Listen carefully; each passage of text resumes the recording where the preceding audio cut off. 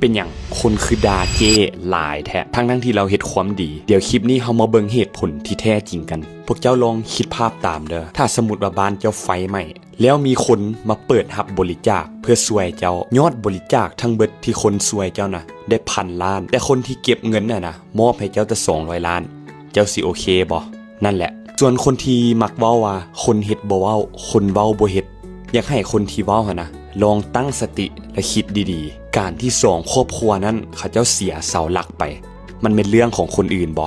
แม่นและเป็นอย่างคนทั่วประเทศคือโอนเงินไปช่วยเขาเจ้าเป็นย้อนความอิตนและก็อยากช่วย2ครอบครัวนั้นแท้ๆแล้วตัดภาพมาคนที่ด่าเจมันเป็นเรื่องเขาเจ้าบ่แม่นคือกันและเป็นหยังเขาเจ้าคือยังด่าอยู่ยังทัวลงอยู่ก็ย้อนเขาเจ้าอิตน2ครอบครัวนั้นคือกันเพราะเขาเจ้าอยากให้2ครอบครัวนั้นนะได้รับเงินเต็มจำนวนเขาเจ้าเลยไปทัวลงใส่รวมทั้งเรื่องที่เราตัวอีกทำอิดบอกว่าบ่ได้ใช้จ่ายส่วนโตแต่หลังๆมาแม่นไล่เอาทุกอย่างรวมถึงประเด็นออกมาซี้แจง4เทื่อบ่คือกันจักเทื่อนี่แหละคือเหตุผลที่เฮ็ดให้เขาเจ้าไปด่าเราค่อยเฮ็ดคลิปนี้ออกมานะเพื่ออยากให้ทุกคนเข้าใจว่าเป็นหยังคือดราม่าเป็นหยังคนคือด่าเป็นหยังทัวคือลงเรา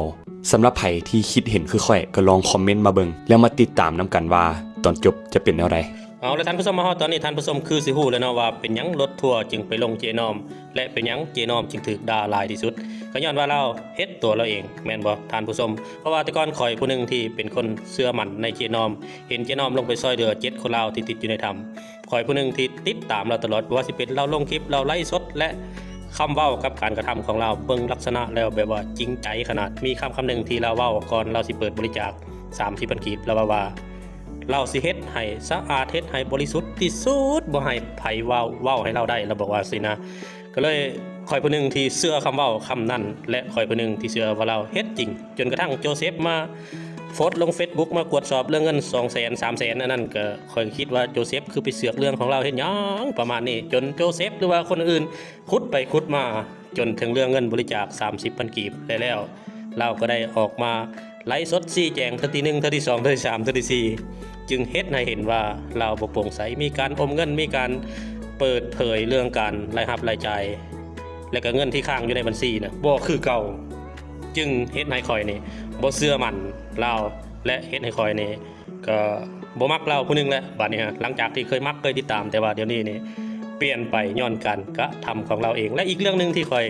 บ่พอใจก็คือไปช่วยเหลือคนอื่น